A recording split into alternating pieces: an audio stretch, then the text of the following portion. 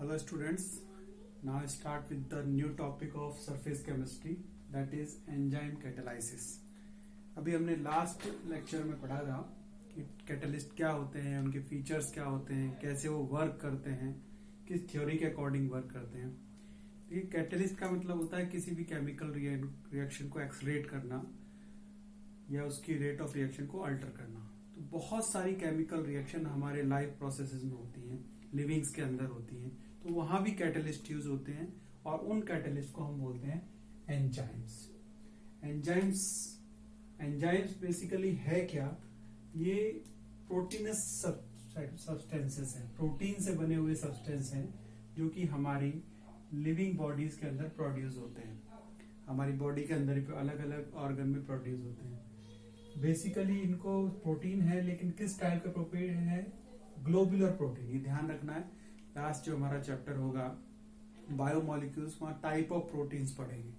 तो एंजाइम एक तरह का प्रोटीन है, और किस तरह का प्रोटीन है? ग्लोबुलर प्रोटीन है.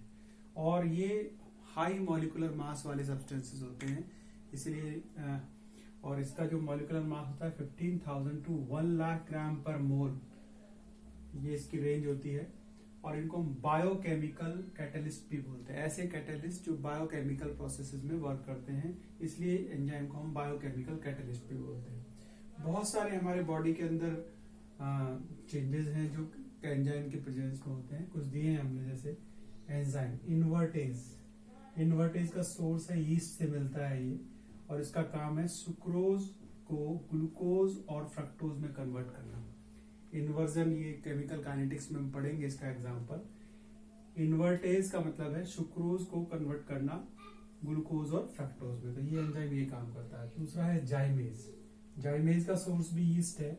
ये ग्लूकोज को फर्दर डिवाइड करता है अल्कोहल और कार्बन डाइऑक्साइड में. थर्ड है डायस्टेज. ये माल्ट इसका सोर्स होता है, और स्टार्च को करता है माल्टोज में, स्टार्च से माल्टोज बनाने में काम आता है. माल्टेज जो है ये इसका सोर्स यीस्ट है, ये माल्टोज को कन्वर्ट करता है ग्लूकोज में. यूरिएज जो है ये सोयाबीन इसका सोर्स है, और यूरिया से अमोनिया और कार्बन डाइऑक्साइड ये बनाता है. पेप्सिन स्टमक में होता है, प्रोटीन को एमिनो एसिड्स में कन्वर्ट करता है, डिकम्पोज करता है. लैक्टिक बेसिलाई ये कर्ड के अंदर होता है, मिल्क को कर्ड में कन्वर्ट करता है. यानी मिल्क का कर्ड में कन्वर्जन होना भी एक केमिकल रिएक्शन है, और वो इस एंजाइम की प्रेजेंस में होती है, ये इसको कैटलाइज करता है. ट्रिप्सिन ये इंटेस्टाइन में होता है, और प्रोटीन को एमिनो एसिड्स में कन्वर्ट करता है. तो ये सारे एग्जाम्पल हैं, ऐसे और भी बहुत सारे एग्जाम्पल है, कुछ हमने लिए हैं. अब देखिए यहाँ ध्यान रखना है IZM,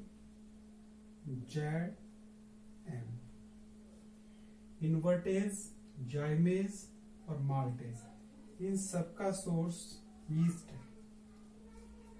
इन सबका सोर्स क्या है? यीस्ट है. दूसरा अब बात आती है कैरेक्टरिस्टिक ऑफ एंजाइम कैटालाइसिस. जो एंजाइम कैटालाइसिस है उसमें क्या क्या इसके कैरेक्टर्स है, उनके बारे में पढ़ना है. पहली बात तो है मोस्ट हाईली एफिशिएंट.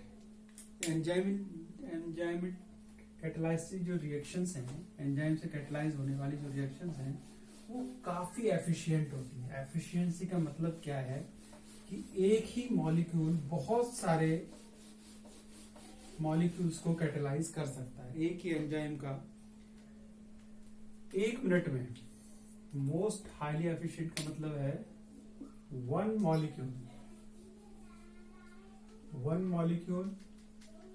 मॉलिक्यूल किसका? एंजाइम का 1 million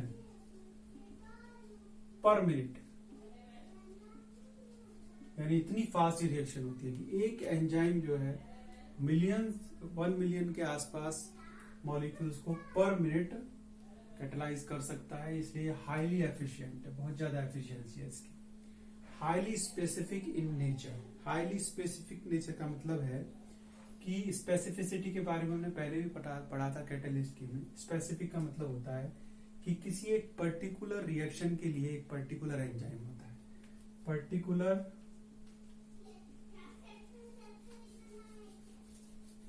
for specific reaction only one enzyme, यानी एक जो है, जैसे हमने बहुत सारे कन्वर्जन अभी पढ़े, तो इन्वर्टेज के लिए फिक्स है, इन्वर्टेज इन्वर्जन ऑफ शुगर के लिए इन्वर्टेज ही काम आएगा, दूसरा कोई काम नहीं आने वाला।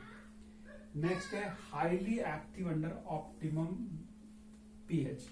देखिए हर काम को होने की कैटालाइसिस के लिए भी एक स्पेसिफिक कंडीशन की जरूरत होती है, और इसके लिए ऑप्टिमम पीएच पे ये बहुत ज्यादा अच्छा काम करते हैं, और इसकी ऑप्टिमम पीएच जो है वो होती है 5 to 7। अगर 5 to 7 पीएच है तो उसमें ये, यानी कि ये न्यूट्रल से एसिडिक नेचर में, एसिड की प्रेजेंस में रिएक्शन बहुत फास्ट से करेंगे। नेक्स्ट है highly active under optimum temperature. Specific temperature पर 298 to 310 कैलोरी ये टेम्परेचर है, इस पर ये बहुत अच्छे से काम करते हैं, और ये जो टेम्परेचर है ये हमारी ह्यूमन बॉडी के टेम्परेचर के आसपास है, ह्यूमन बॉडी के टेम्परेचर। इसीलिए हमारी बहुत सारी रिएक्शन एंजाइम से कैटालाइज हो पाती है, क्योंकि इस कंडीशन पर ये बहुत अच्छे से वर्क करते हैं। नेक्स्ट है increase activity in presence of activators and coenzyme. अब देखिए एक्टिवेटर और कोएंजाइम्स क्या होते हैं, जैसे हमने प्रोमोटर्स और इनके बारे में बात की थी, तो एंजाइम की एक्टिविटी, एंजाइम तो अपना काम करता ही है, लेकिन कुछ ऐसे सब्सटेंस होते हैं उनकी प्रेजेंस में एंजाइम की एक्टिविटी बढ़ जाती है, इनको हम बोलते हैं एक्टिवेटर या कोएंजाइम। तो ये इनकी एक्टिविटी को बढ़ा देते हैं। अब ये होते क्या हैं, जैसे किसी एंजाइम के साथ कोई विटामिन है, एंजाइम के साथ आपने विटामिन लिख दिया, विटामिन है कोई, तो किसी पर्टिकुलर विटामिन की प्रेजेंस में अगर कोई एंजाइम है, एंजाइमेटिक रिएक्शन है, एंजाइम से कैटालाइज हो रही है, और एक पर्टिकुलर विटामिन की प्रेजेंस में उसकी एक्टिविटी बहुत ही फास्ट हो जाती है। इसी तरह एक्टिवेटर्स हैं, एक्टिवेटर्स की क्या होते हैं, जनरली मेटल्स आयन होते हैं, मेटल आयंस होते हैं, मेटल के आयन हैं, और मेटल के आयन कौन कौन से हो सकते हैं, सोडियम Mn+2, मैग्नीशियम+2, कोबाल्ट+2, कॉपर+2, ये हमको बहुत सारे रिएक्शंस में देखने को मिलेंगे लिखे हुए। तो ये एक्चुअली है क्या, ये एक्टिवेटर हैं जो एंजाइम के एक्शन को एक्टिवेट करते हैं।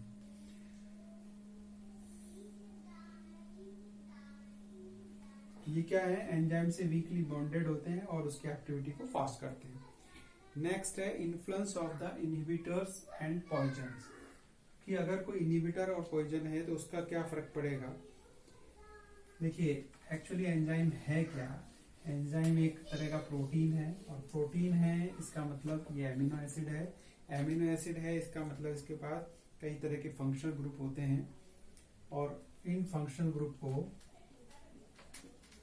फंक्शनल ग्रुप्स, यानी कोई भी प्रोटीन होगा वो एमिनो एसिड होगा तो उसमें एक NH2 ग्रुप होगा, तो ये फंक्शनल ग्रुप है ना, ये एक्टिव साइट होते हैं जिनसे जाके ये जुड़ता है रिएक्टेंट। लेकिन होता क्या है, अगर कोई इनहिबिटर या पॉइजन प्रेजेंट है, कोई ऐसा सब्सटेंस प्रेजेंट है जो इनसे आके जुड़ जाए और उससे छूटे ना, यानी बॉन्डिंग इस तरह से बना ले, अब क्या होगा, ऐसे सब्सटेंस जो इससे आके जुड़ेंगे और ब्रेक नहीं कर पाएंगे, तो रिएक्टेंट को जुड़ने के लिए यहाँ पर जगह नहीं होगी, और जब रिएक्टेंट नहीं जुड़ पाएगा तो वो इस रिएक्शन को इनहिबिट करेंगे, यानी रेट ऑफ रिएक्शन को कम कर देंगे।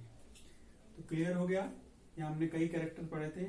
एंजाइमेटिक कैटालाइसिस, यानी एंजाइमेटिक जो कैटालाइसिस रिएक्शंस हैं वो हाईली एफिशिएंट होती हैं, स्पेसिफिक इन नेचर होता है, और एक पर्टिकुलर पीएच पे काम करता है, पर्टिकुलर टेम्परेचर पे बहुत अच्छे से काम करता है।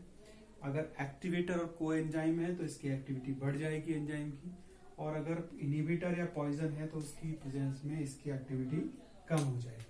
अब देखते हैं हम मैकेनिज्म कि किस तरह से एंजाइम वर्क करता है किसी रिएक्टेंट पे या सब्सट्रेट पे। मैकेनिज्म में एक्चुअली होता क्या है, एंजाइम में, एंजाइम की सरफेस पर, एंजाइम की कोलाइडल जो पार्टिकल्स होते हैं उनकी सरफेस पर कैविटीज प्रेजेंट होती है, और उन कैविटीज पर कुछ एक्टिव फंक्शनल ग्रुप होते हैं जिनसे आकर सबस्ट्रेट या रिएक्टेंट जिसको हम कहते हैं वो आके अटैच हो जाता है। इसके लिए जो मैकेनिज्म प्रपोज की थी वो माइकल एंड मेंटेन ने 1913 में की थी और उनको इस मैकेनिज्म को उन्होंने की एंड लॉक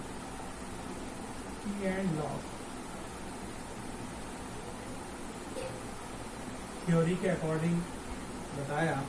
इसमें क्या है, देखिए ये एक सबस्ट्रेट है, सबस्ट्रेट बोलते हैं, और ये एक एंजाइम है।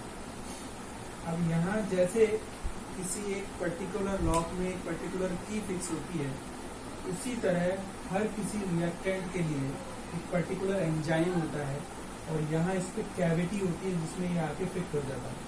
तो ये एंजाइम है, ये सबस्ट्रेट है, इन कैविटी में ये आके फिक्स होते हैं, तो ये इंटरमीडिएट स्टेट बनती है जिसको एक्टिवेटेड स्टेट होती है ये, और ये डिकम्पोज होकर एंजाइम फिर से रिलीज हो जाता है और प्रोडक्ट हमको मिल जाता है। ये सेम वैसे ही है।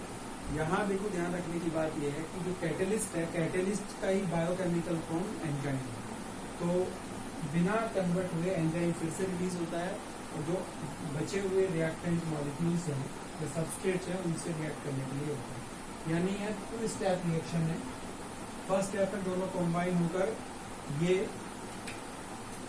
कॉम्प्लेक्स बनाते हैं, स्टेप फर्स्ट, और स्टेप सेकंड में ये डिकम्पोज होकर फिर से एंजाइम और प्रोडक्ट मिल जाता है। देखिए एंजाइम कैटेलिस्ट की जो रिएक्शन है काफी इंपॉर्टेंट है, कैटेलिस्ट का ही एक पार्ट था ये, और बहुत सारी ऐसी रिएक्शन है जो आगे आने वाले चैप्टर्स में हम पढ़ेंगे, उनको देख लेते हैं। इंडस्ट्रियल प्रोसेस कैटेलिक प्रोसेस, ऐसे बहुत सारे इंडस्ट्रियल प्रोसेसेस हैं जहाँ पर कैटेलिस्ट का यूज होता है जो कि बहुत इंपॉर्टेंट है। जैसे सबसे Haber process, Haber process ammonia बनाने का है। अमोनिया का फॉर्मेशन नाइट्रोजन और हाइड्रोजन से मिलकर अमोनिया बनता है। अब यहाँ कैटेलिस्ट चैप्टर की बात यह है तो यहाँ आयरन, मॉलिब्डेनम, टेम्परेचर 723 से 733 केल्विन और प्रेशर 200 बार है। तो आयरन यहाँ प्ले करता है रोल कैटेलिस्ट का, मॉलिब्डेनम रोल प्ले करता है प्रमोटर का, और ये जो कंडीशंस हैं टेम्परेचर और प्रेशर की, इन कंडीशंस पर ही ये रिएक्शन होती है। ठीक है। दूसरा है ओस्टवाल्ड प्रोसेस। ओस्टवाल्ड प्रोसेस क्या है, अमोनिया की ऑक्सीजन से रिएक्शन कराते हैं तो NO2 का फॉर्मेशन होता है और वाटर बनता है। अब यहाँ पर भी देखिए ये क्या है, एक तरह से कैटेलिस्ट, और ये इसकी कंडीशन है। यानी कि अगर हम चाहते हैं कि ये रिएक्शन में प्रोडक्ट का यील्ड काफी अच्छा हो और ये बहुत अच्छे से रिएक्शन हो, तो हमें ये कंडीशन उनको देनी पड़ेगी। ये सब एंजाइम का है कि पर्टिकुलर टेम्परेचर पे वो वर्क करता है। नेक्स्ट है कॉन्टैक्ट प्रोसेस। कॉन्टैक्ट प्रोसेस के बारे में हमने पहले भी पढ़ा है, और ये होमोजीनियस कैटालिसिस का एग्जाम्पल भी है जो हमने पहले पढ़ा है। सल्फर डाइऑक्साइड ऑक्सीजन के साथ प्लैटिनम या V2O5 वेनेडियम पेंटाऑक्साइड, ध्यान रखना है जब वेनेडियम के बारे में पढ़ेंगे ट्रांजिशन एलिमेंट में, तो वो बहुत अच्छे कैटालिस्ट होते हैं। और यहाँ जो कंडीशन है वो 673 से 723 केल्विन है जिसपे ये प्रोसेस टेक करता है। डेकॉन प्रोसेस, इसमें HCl की रिएक्शन ऑक्सीजन से और CuCl2 की प्रेजेंस में 773 केल्विन पे होती है। तो वाटर और क्लोरीन गैस बनती है, यानी क्लोरीन गैस बनाने का ये प्रोसेस है। नेक्स्ट है सिंथेसिस ऑफ मीथेनॉल। मीथेनॉल का सिंथेसिस करने के लिए कार्बन मोनोऑक्साइड की हाइड्रोजन गैस के साथ रिएक्शन, ZnO जिंक ऑक्साइड या Cr2O3 क्रोमियम ऑक्साइड के प्रेजेंस में, ये होगा कैटेलिस्ट, और ये हमारी हो गई कंडीशन। इन कंडीशन पे ये रिएक्शन करता है। ये हमारा आज कैटेलिस्ट वाला पार्ट पूरा हो गया, जिसको मैं 2 लेक्चर में कंप्लीट किया था। एक कैटेलिस्ट वाले में दूसरा एंजाइम कैटेलिस्ट। अब नेक्स्ट जो हम शुरू करेंगे वो हम शुरू करेंगे कॉलाइडल।